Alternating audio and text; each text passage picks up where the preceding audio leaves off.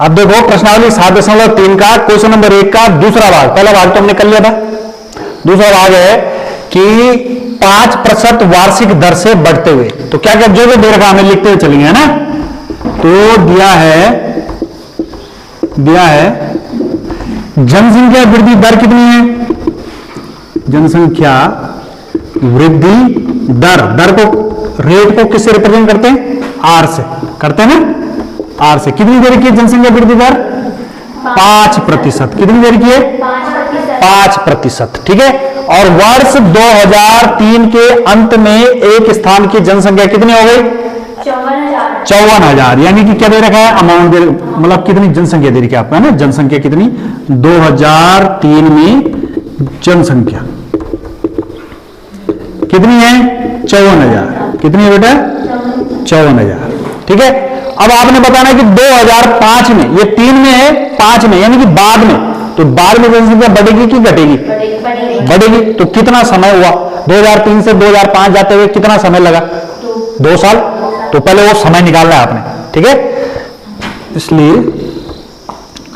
2003 से 2005 तक कुल वर्ष कितने हुए, तो घटा दो 2005 में से 2003 घटा दो, कितना आया, 2 वर्ष।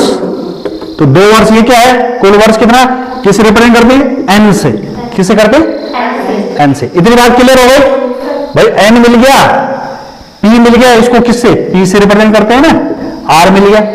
इसलिए चक्रवृद्धि ब्याज का सूत्र लगेगा अमाउंट का, आप मिश्र धन का लगाओगे, है ना, क्योंकि आपने सीधा बताना है कि कितना बढ़ेगा।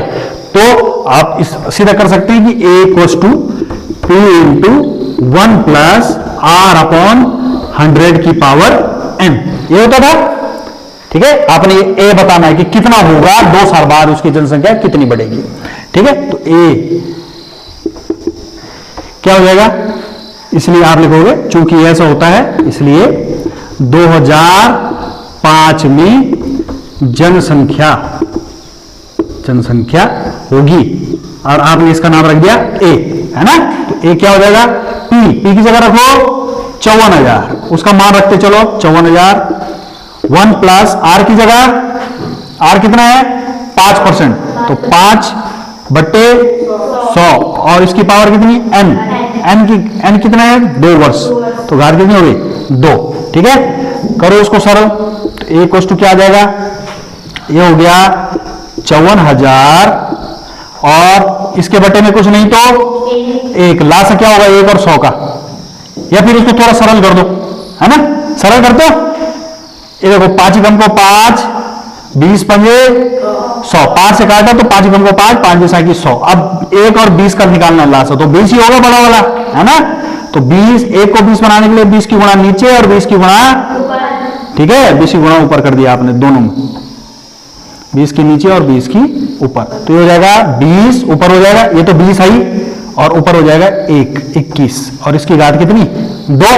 तो 20 और 1 कितना हो गया, 21, ठीक है। ये तो कर दो, 20 और 1 21 हो गया। अब 21 का स्क्वायर होगा, तो कितना आ जाएगा, ए = आ जाएगा 54,000 गुणा गए 21 का स्क्वायर, मतलब 21 गुणा गए 21 बटे 20 का स्क्वायर, मतलब 20 गुणा गए 20। ये तो मतलब हुआ, काटो इस 0 से ये 0, देखो ये इसके बटे में भी तो है भाई, गुणा में है ना, तो इसके लिए पूरे के बटे में आ गए। तो 0 से 0 कैंसिल, फिर दूसरे 0 से दूसरा 0 कट गया, 2 से काटो 540 को, काटो 2 से, 2 × 2, 2 से 5 गया, 2 × 4, 5 में से 4 गया, बचा 1, 14, 2 × 7 14, और फिर पीछे से आ गया 0, 270।